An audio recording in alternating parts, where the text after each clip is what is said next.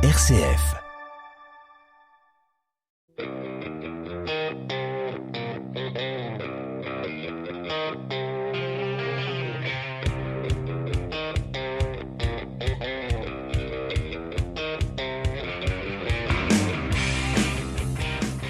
Bienvenue à toutes et à tous en direct et en podcast dans ce 24e et dernier numéro de la 8e saison de Côté Ouvert, votre rendez-vous qui est consacré à l'actualité du rugby à 15 sur RCF Occitanie, sur RCF Pays d'Aude bien entendu, et diffusé sur différents supports. Aujourd'hui, c'est un numéro un petit peu exceptionnel puisque nous sommes samedi matin et ce rendez-vous il est toujours préposé en partenariat avec le site Vibray Rugby. Dans notre multiplex de ce samedi matin, entre l'Aude, le littoral atlantique, le Tarn et puis le littoral méditerranéen, ils ont une fois de plus répondu présent à l'appel. Petit groupe, mais un groupe de qualité, puisque outre votre serviteur, j'ai la joie d'accueillir depuis son lieu de villégiature sur le littoral atlantique, à savoir l'île d'Oléron, notre vénérable préféré, monsieur Christian Mosna. Salut Christian.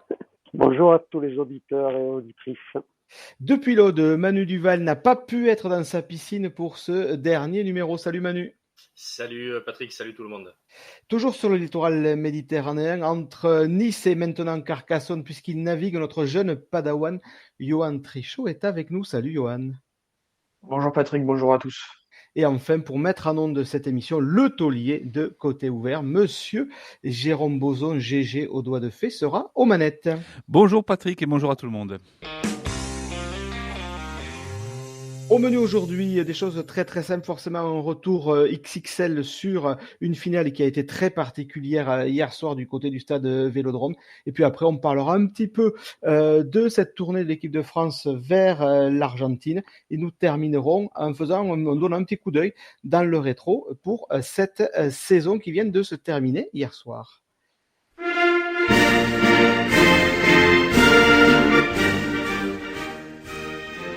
Je crois qu'il manquait un riff. Mais vas-y, tu peux continuer. C'est pas grave, Anton, on a la Marseillaise, on est content, même si nous, on va parler, Jérôme, sur les aléas du direct. On va parler d'abord top 14, on va parler finale, puisque hier soir, dans un stade Vélodrome comble, 67 000 spectateurs, bien le stade toulousain, qui avait déjà à son actif 22 boucliers de Brennus, a tout simplement écrasé l'Union Bordeaux-Bègles, 59 à 3, 23e Brennus pour le Stade Toulousain, un doublé de plus dans la longue carrière du Stade Toulousain puisqu'il y a doublé Coupe d'Europe et top 14.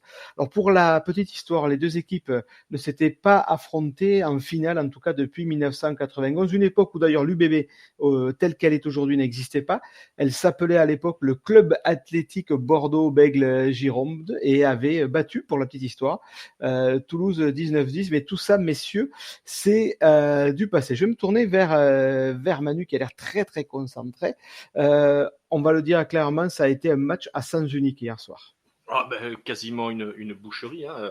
Même si, même si, alors moi je sais pas si vous avez, enfin moi au début quand même, ce coup de pied d'envoi, ce premier coup de pied d'envoi, cette pression des bordelaises là sur Choco Barès, ils sont partis avec de bonnes intentions et puis très rapidement, on a vu que Toulouse était au-dessus dans tous les secteurs de jeu, on en parlera, et puis c'est même pas une mi-temps quasi parfaite, c'est déjà au bout de 22 minutes, c'était déjà plié. Un Toulouse quand même XXL et puis à mon avis un Bordeaux-Bègles quand même qui était plus que en dessous, ça fait à la fin quand même un écart quand même assez important et le plus gros écart dans une finale de top 14. Ouais, Johan, comme le disait Manu, 22 minutes déjà plié, 3 essais et puis ensuite on en rajoute 6 en seconde mi-temps, 9 essais en finale, c'est de l'inédit hein. Ah ben c'est de l'inédit, du jamais vu effectivement, un écart au score qui est presque pas digne d'une finale de top 14. Effectivement, comme l'a très bien dit Manu, au début, Toulouse a loupé ses deux premières réceptions sur des coups de renvoi. On aurait pu penser qu'ils allaient faire plus d'erreurs que ça, au moins dans leur début de match. Et au final, pas du tout. Ils ont rapidement mis leur jeu en place et bien mis en place pour le coup pour marquer autant d'essais que ça en finale. Ouais, Christian, l'UBB n'a pas vu le ballon de toute la rencontre et quand ils l'ont vu ou quand ils l'ont eu entre les mains, c'était pour s'en débarrasser en fait. Oui, hormis les 5 premières minutes, comme disait Manu, où on a dit tiens, il va peut-être y avoir match. Après, ça a carrément explosé.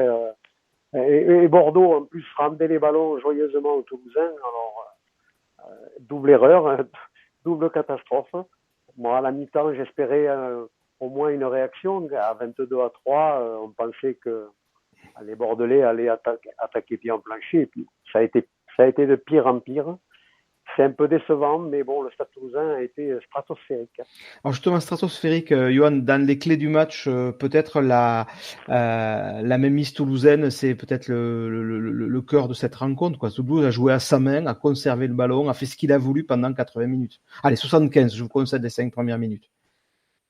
La charnière a parfaitement animé. Ils ont joué derrière un pack qui a constamment avancé, donc forcément c'est plus simple. Ils ont mis de la vitesse dans toute leur prise de balle. Ils ont écarté et puis au bout d'un moment Bordeaux l'a payé puisque sûrement qu'ils ont manqué de fraîcheur à partir d'un moment donné dans le match et défensivement ils ont été sur le reculoir et Toulouse en a bien profité comme le club toulousain sait très bien le faire. Manu, avec le recul, est-ce que on n'a pas là quelque part aussi une conséquence du faible niveau de la demi-finale entre Bordeaux et Paris? Parce que moi j'avais trouvé ce match quand même rugbystiquement pauvre et peut-être au final l'écart entre les deux formations qui ont joué en finale, il est vraiment important, quoi. Christian l'avait déjà souligné. Hein. Il me semble que c'était un match moyennasse contre le Stade Français. Ouais, non, mais c'est vrai, c'était vraiment moyennasse. Et puis bon, ils jouaient chez eux. Après, bon, on va toujours dire que l'UBB, ils ont joué tellement de matchs qu'ils sont arrivés rincés complètement dans cette finale. Mais oui, la qualité du jeu, la charnière. Qui a encore une fois plus que balbutié, Lucu, Jalibert. Et puis, moi, je reviendrai sur ces ailiers, ces paires de centres qui n'avaient rien à voir avec ce qu'on a vu en face avec le Stade Toulousain. Donc, forcément, quand c'est comme ça, vous ne faites que subir et vous prenez quand même une belle déculottée au final. Et au-delà de ça, vous subissez, et Christian, vous êtes indiscipliné, puisque c'est une pluie de pénalités qui s'est abattue sur le bébé tout au long de la rencontre. Oui, c'est sûr que le fait qu'il soit tout le temps sur le reculoir, pris sur la puissance, la vitesse, sur la stratégie, forcément, ils ont enchaîné les fautes qui elles étaient de plus en plus grossières, et plus ça allait, moins ça allait pour eux. Au niveau physique, on le voyait bien. Et ils se parlaient, presque ils s'engueulaient entre eux, les joueurs. Il y avait vraiment, il n'y a pas eu de révolte, quoi. Et comme je disais à la dernière édition, la finale, pour moi, elle a déjà eu lieu. C'était celle de La Rochelle Stade Toulousain. Incontestablement, ces deux équipes-là étaient au-dessus du lot, quoi. On le voit par rapport au Stade Français et Bordeaux sur ces deux matchs. Ils n'étaient pas là, quoi. Ils n'étaient pas prêts. Johan, est-ce qu'on peut dire que Toulouse vraiment aujourd'hui a à sa disposition un panel tel que c'est un club qui vraiment pratique un rugby total, comme l'a dit Christian, très fort en conquête, une gestion au pied intelligente, une capacité à varier, à alterner, c'est ça le rugby total? Oui, après ils ont les joueurs pour, ils ont quasiment les meilleurs joueurs, ce qui se fait de mieux à chaque ligne, à chaque poste. Et puis quand ça fonctionne à tous les étages, c'est difficile de les arrêter. Et puis cette saison, tout le monde ou quasi tout le monde en a subi les conséquences. Donc oui, effectivement, quand le Stade Toulousain joue à ce niveau-là, il est presque inarrêtable. Ouais, Manu, tout à l'heure, vous évoquiez, toi ou Christian, le côté aussi de fatigue de l'UBB. Cela dit, si on regarde la saison du Stade Toulousain, ils ont joué autant, puisqu'ils sont allés au bout en Coupe d'Europe. Donc, il y a autant de fatigue, autant de matchs joués par le Stade Toulousain, si ce n'est peut-être, alors tu nuances, c'est la capacité à injecter du sang neuf côté Toulouse qui a peut-être fait la différence. Si tu regardes, moi j'ai regardé ce matin la photo champion du Stade Toulousain, et j'ai pas réussi à compter le nombre de joueurs qu'il y avait, tellement il y en avait. Non mais c'était impressionnant. Alors il y avait le staff en bas, mais ils ont l'équivalent de 3 équipes quand même. Il me semble qu'ils peuvent faire 3 équipes. Et quand tu vois que t'enlèves un type, t'en mets un autre, tu vois pas la différence. Des fils à papa d'ancienne gloire qui sont au top du top, hein, Roumat, Coste, Ntamak évidemment, même Brennan. Même le petit Brennan qui rentre, le petit. Ouais, je préfère pas l'avoir devant moi parce que ouais. Mais non, mais voilà, donc forcément Toulouse, ils sont partis, moi à mon avis, je pense qu'ils sont partis pour régner, à mon avis. Alors, je m'avance un peu, mais je pense qu'ils vont régner quand même si ça continue, parce que là, il n'y aura pas de Coupe du Monde, il n'y aura que les Jeux Olympiques. Je pense qu'à mon avis, Toulouse, il va falloir se les farcir là dans les prochaines années. Ça va être épais, avec surtout tout ce qui arrive en bas, sachant que les espoirs ont encore été champions de France. Ouais, Monsieur Mosna, quand même, pour que cette armée mexicaine, elle est très nombreuse, cet orchestre toulousain joue juste, il faut un chef d'orchestre. Et ce chef d'orchestre, incontestablement, il s'appelle Antoine Dupont. Ah, oui, Antoine Dupont. J'ajouterai le coach aussi du stade, qui sait Hugo faire Mola. jouer la partition, Hugo Mola, bien sûr. C'est le compositeur, lui. Oui, c'est le compositeur. Et puis bon, cette charnière, elle est magique. Quoi. On peut pas faire mieux sur la planète rugby. On a une équipe stratosphérique. Je souriais doucement quand les journalistes parlaient de la Dream Team de Bordeaux derrière. Les Galactiques. Les Galactiques, quelquefois les journalistes sont un petit peu dithyrambiques et pas à bon escient, je trouve. Et attention, Monsieur Mosna. Ouais. Johan te regarde avec des gros yeux. Oui, mais on a tendance à vouloir vendre du papier. Quoi. Je pense un peu. Et je me disais aussi que le Stade Toulousain n'allait pas laisser passer cette mini-émulation avant le match, puisque on annonçait qu'ils allaient souffrir un martyr derrière. Ça m'a fait doucement rigoler. Voilà. Ouais, mais je pense que aussi, le diffuseur a besoin de vendre son match et puis tout le monde a effectivement, il faut se nourrir sur la chose. Bon, Johan, somme toute, si on fait un bilan de cette finale, un résultat plus que cohérent au regard du parcours du Stade Toulousain. Ah ben oui, clairement, Manu en a parlé. Cette saison, avec la Coupe du Monde, le tournoi, ils ont dû faire pas mal de rotations dans leur effectif, dans leur 15. Et comme l'a dit Manu, on n'a pas vu la différence ou presque. Donc, ils ont été cohérents et de A à Z tout au long de la saison. Ils sont champions d'Europe, ils sont champions de France. Et oui, au vu de la saison, c'est totalement mérité. Et je partage aussi l'avis de Manu, comme quoi, à mon avis, on est parti sur un règne du Stade Toulousain pendant au moins quelques années.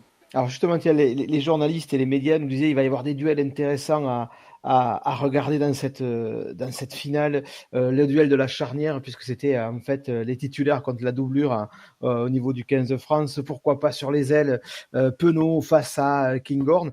En fait, là, c'est pareil, quoi. Ça a pas existé, Manu.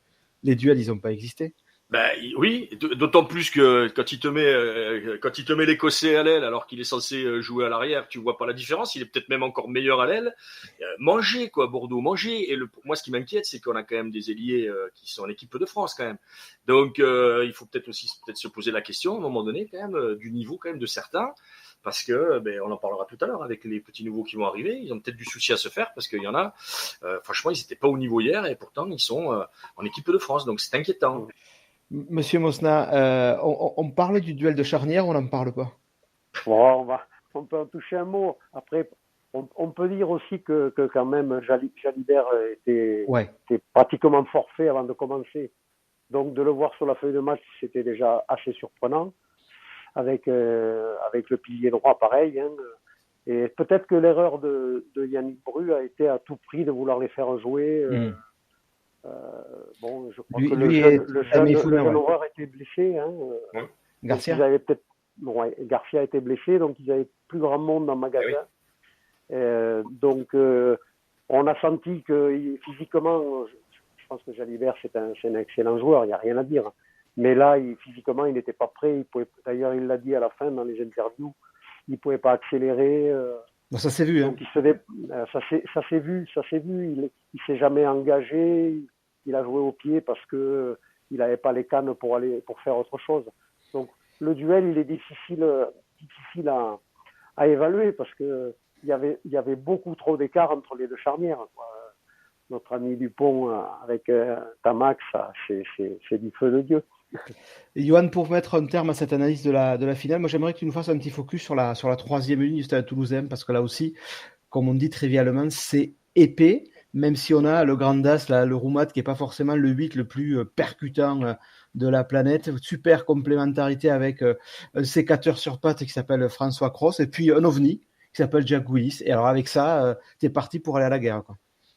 Mais Jack Willis, j'ai pas les stats, mais je sais pas de combien de mètres il a avancé hier soir, mais sur chaque prise de balle, il a fait plusieurs mètres, il a réussi à passer les bras.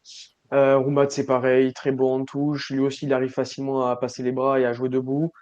Et on a à côté un François Cross qui a, comme l'image qu'il donne de lui en équipe de France, est assez discret, mais qui dans le jeu compte beaucoup. Il fait du travail de l'ombre et il finit très régulièrement meilleur plaqueur des matchs qu'il dispute. Et voilà, il donne vraiment le maximum à chaque fois pour mettre son équipe aussi bien dans l'avancée offensivement que solide défensivement.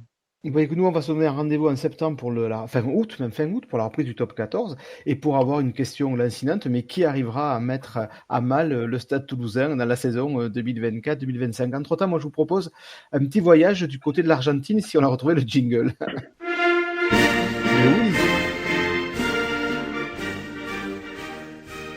et oui, marseillaise, mes amis. Pourquoi? Parce que l'été, en rugby, c'est aussi synonyme de tournée. Comme chaque année, vous le savez, les Bleus partent en tournée. Alors, soit c'est, j'allais dire, l'hémisphère sud traditionnel, l'Océanie, soit c'est, pourquoi pas, l'Argentine. Et là, on renoue avec une tournée en Argentine. Donc, ça permet aussi de faire quelques assados sympathiques du côté de l'Argentine. Du 6 au 13 juillet, nos Bleus donc sont et seront en Argentine pour une série de 3 matchs. Ils y sont déjà, hein. Le 6 juillet, donc, ils joueront face à l'Argentine. Le diffuseur, c'est Canal Plus 21h à Mendoza. Ils seront le 10 juillet en Uruguay du côté de Montevideo et à Buenos Aires le 13 juillet, 21h, toujours Canal Plus, sachant que le match de l'Uruguay sera diffusé par la chaîne L'équipe. Donc, c'est gratuit. Un groupe, on prend du monde quand on part en tournée, hein, monsieur Duval, on en prend 42 et on prend des genoux.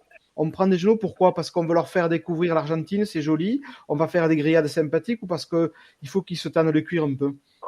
Un peu des deux. Hein. En même temps, on peut pas prendre les finalistes et voire même les demi-finalistes, hein, il me semble. Si, il y a Stoy, il y a Sénélec, on les a pris. Ouais, enfin, on en prend pas non plus 50, hein, il me semble. On en prend pas non plus 50. Donc, bon, après, ouais, bon, moi, les tournées d'été, ça n'a jamais été ma tasse de café. Donc, bon, on va regarder un petit peu ça tranquillement, on va voir. Et puis, on va surtout peut-être voir quelques joueurs qui vont se montrer en vue du tournoi, comme je te l'ai dit tout à l'heure, hein, comme je vous l'ai dit. Il y a certains joueurs qui vont peut-être devoir se bouger un petit peu s'ils veulent garder leur poste. Donc, peut-être que cette tournée va donner quelques indications sur des nouvelles pépites et puis peut-être des confirmations. On a le retour de Jaminet. À voir, il va falloir voir ce que va nous concocter notre ami Fabien. Ouais, Christian, justement, c'est ça, c'est préparer l'avenir, le mot d'ordre, parce qu'il faut être dans un esprit de prospective, montrer aussi aux jeunes ce que c'est que le haut niveau, parce que l'Argentine, c'est épais quand même, hein.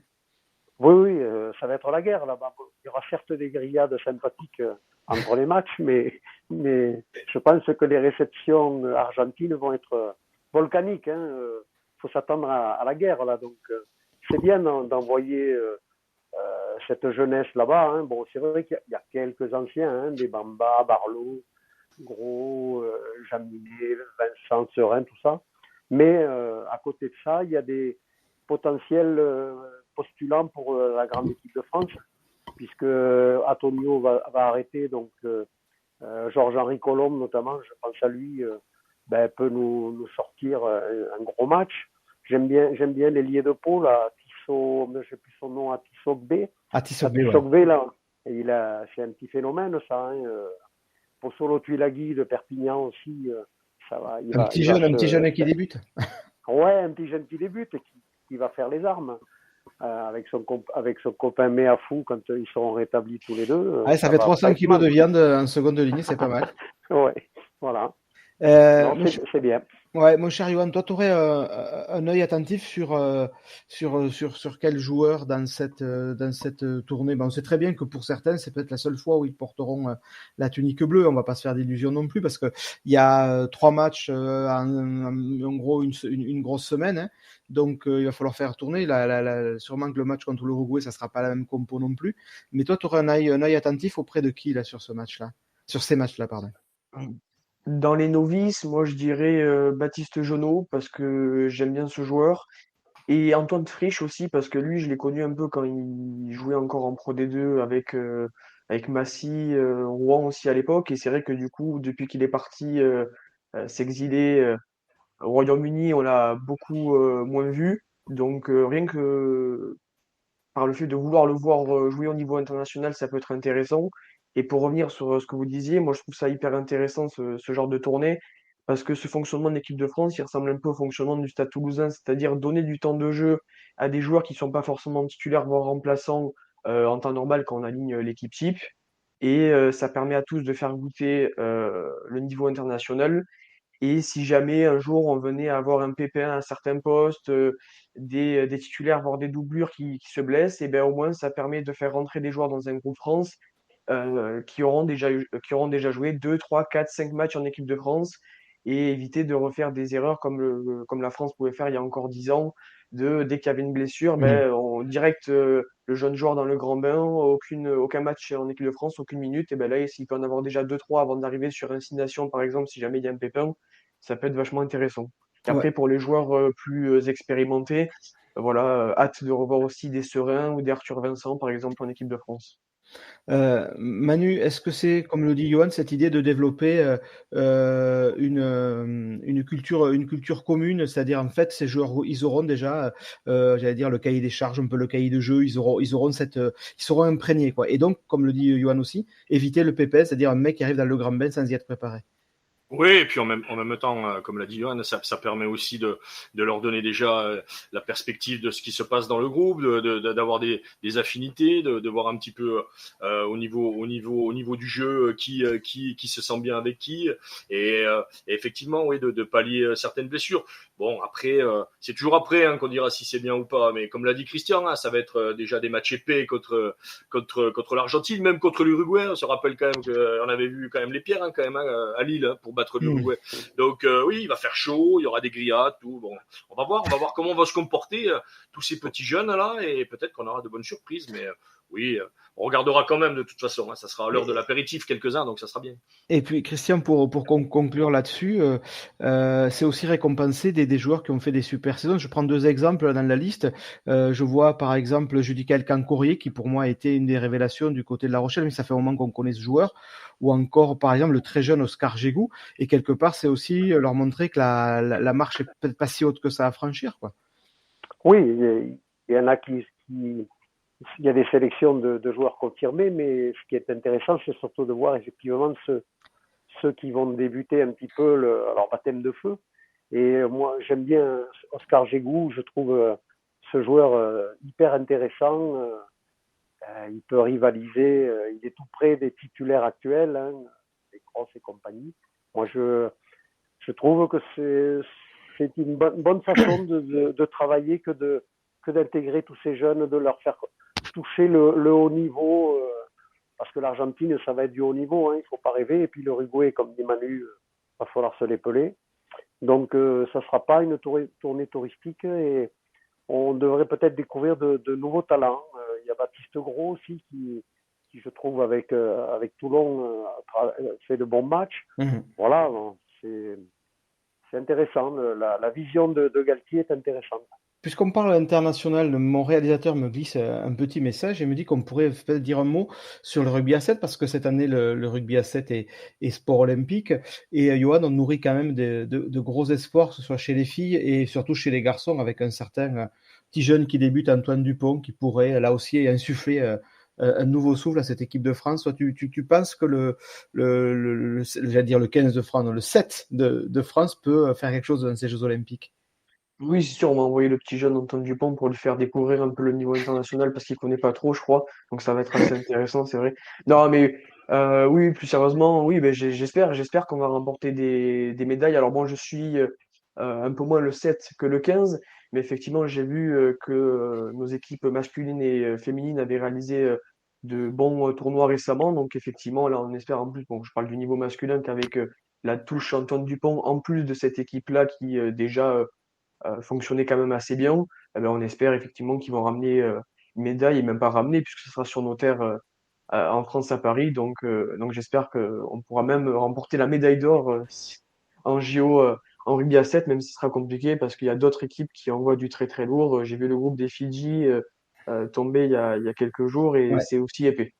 C'est très épais. Écoutez, nous, on aura un œil là-dessus. Il nous reste 7 minutes dans cette sympathique émission, messieurs. Ben, c'est un peu une carte blanche que je vais vous laisser pour qu'on fasse ce petit coup d'œil, qu'on jette ce petit coup d'œil dans le rétro après cette saison rugbyistique qui vient de se clore. Et je me tourne vers l'homme qui affronte un déluge sur la côte atlantique, monsieur Christian Mosna. Votre carte blanche, vous voudriez remémorer quel événement ou quel joueur d'ailleurs c'est sur la saison écoulée? Oui, alors l'événement, c'est pour moi dans le focus de cette année qui se termine, c'est incontestablement la finale de la Coupe d'Europe entre le Stade Toulousain et le Leinster.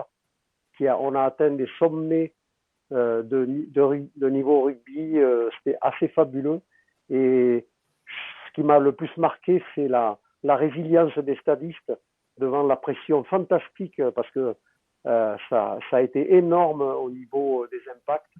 Le Leinster a mis tout ce qu'ils avaient dans le coffre, et le Stade Toulousain a montré qu'ils savaient faire autre chose aussi qu'envoyer du jeu. Ils sont capables de découper tout ce qui passe, et notamment deux joueurs, hein. Il n'y en a pas un, pour moi il y en a deux. Il y a Jack Willis et Pita Aki qui sont les métronomes de cette défense toulousaine. Et à ce sujet, on sait que la fédération anglaise est en train de faire évoluer la jurisprudence pour pouvoir resélectionner en équipe d'Angleterre Jack Willis, parce que les règles sont telles qu'un joueur qui joue à l'étranger n'est pas sélectionnable. Et il semblerait qu'ils soient en train de se dire, le gars, il faut quand même qu'on le récupère dans le 15 de la Rose. Et ils n'auraient pas tort quand même. Quand on voit le niveau de Jack Willis hier soir et toute la saison d'ailleurs, hein, ouais. Ils auraient tort de s'en priver, les Anglais, quand même. Eh bien, écoutez, on va rester sur le Stade Toulousain. Monsieur Yohan Trichot, jeune padawan, vous vouliez nous parler de quel événement, de quel match, de quel joueur? Alors moi, c'est de la rencontre Clermont-Toulouse que Toulouse a remporté au Marcel Michelin. Parce que pour moi, ce match, il résume parfaitement la saison des deux équipes. Avec donc déjà Clermont-Toulouse, c'est deux équipes que j'aime bien regarder. Clermont, du coup, qui était à la fois si près, à la fois si loin, que ce soit du top 6 ou de remporter ce match, puisqu'il me semble qu'ils le perdent 33-37, je crois, chez eux. Et au niveau de Toulouse, c'est voilà l'image de cette jeunesse en force. Parce que j'ai compté sur les 15 titulaires donc, qui ont remporté ce match. Il y en a deux tiers qui n'étaient pas du tout alignés dans les 23 d'hier soir. Mmh. Et parmi ces joueurs-là, on retrouve Juan Cruz Malia. C'est un joueur que moi aussi j'adore et que je voulais mettre en valeur aujourd'hui dans l'émission. C'est un top joueur parce qu'il perd jamais en niveau. Le rendement est toujours le même. Il est ultra polyvalent. Il peut jouer 10, ailier, 15. Il se met toujours au service de l'équipe. Et je pense que c'est un des rares joueurs, pour pas dire le seul, de top 14 à être aussi polyvalent et aussi bon à tous ses postes. Je pense que le seul, à la limite, qui pourrait lui faire de l'ombre sur les trois postes, c'est Kinghorn, comme on l'a vu, qui est capable de jouer 10, L et 15. Voilà, mais lui, très bon, très bon, très bon. Il a fait une très bonne Coupe du Monde aussi avec l'Argentine. Il a marqué 10 essais cette saison avec Toulouse, donc c'est aussi un super finisseur. Il anime très bien le jeu, il a un bon jeu au pied aussi, même s'il n'est pas mis en valeur forcément, parce que dans l'équipe, quand on a Ramos, Kinghorn, Ntamak, forcément on parle moins du jeu au pied des autres. Non, mais c'est vraiment un top joueur et je pense qu'il n'est pas tout le temps titulaire à Toulouse, mais je pense qu'il aurait largement sa place de titulaire dans les 13 autres équipes de top 14.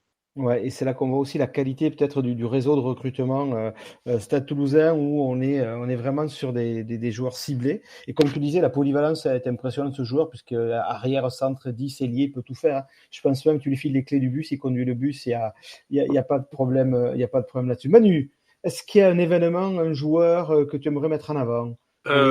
Moi, je vais pas parler de mon Racing, mais indirectement un peu, et puis indirectement par rapport à ce que toi tu vas parler, le modèle économique. Voilà, moi pour avoir vu les derbies contre Carcassonne, l'engouement de cette finale, l'engouement de cet access match, il faudrait vraiment qu'on arrive à trouver quand même un diffuseur, parce qu'il y a vraiment des matchs, même les confrontations contre Nice, et rappelle-toi aussi Patrick, ce match à Narbonne contre Albi, des matchs quand même qui valaient des matchs de Pro D2.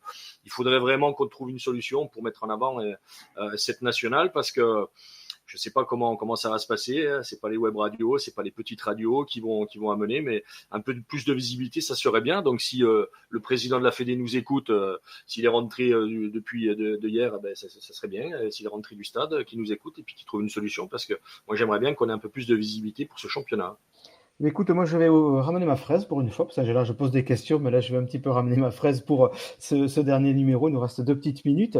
Et effectivement, je voulais parler aussi de ce champion national qu'on a de fait plus suivi. Alors là, je pense notamment à toi, je pense à Arnaud, je pense à Luc, à Joël, à Christian, à Renaud, etc., etc. Et dans ce championnat national, ce qui m'a moins inquiété cette saison, ben, c'est la mauvaise nouvelle, c'est-à-dire le forfait général en cours de saison de Blagnac lié à ses difficultés financières. C'était en février 2024.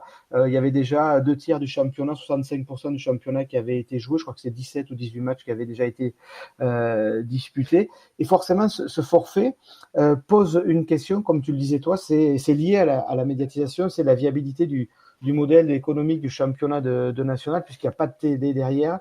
Il y a peu d'expositions médiatiques. Il y a bien des radios locales, il y a des web radios, il y a le Midol qui consacre une page, mais pas plus. Aussi du fait du manque de professionnalisme et du manque de cadre que propose la nationale. Et puis, d'un côté, on a un paradoxe. On a un championnat qui, sportivement, comme tu le disais, est très, très intéressant. Et de l'autre côté, on a ce déficit médiatique. Et c'est vrai qu'il faut de l'argent. L'argent, c'est le nerf de la guerre. On l'a vu la saison dernière, les équipes s'étaient fortement armées, sauf qu'il n'y a pas de rentrée financière. Et donc, cette année, la réponse, c'est des difficultés. Un club qui font les plombs, un qui est passé pas loin, c'est hier Carqueran. Donc, comme Jérôme me fait les gros yeux, moi, je fais comme toi. J'appelle la Fédé à trouver un modèle pérenne au point de vue de l'investissement pour sauver tous ces clubs. Nous, on va se donner rendez-vous la saison prochaine, c'est-à-dire, c'est déjà demain, hein, c'est en septembre. Manu, je crois que tu as de nouvelles aventures radiophoniques qui t'attendent, donc on te souhaitera bon vent pour ces aventures-là. Et tu sais que la porte de côté ouverte est toujours ouverte, c'est le moment de le dire. Cher Jérôme, bel été à tous. Pensez à voter demain et grosse bise à tout le monde et vive le rugby sur RCF.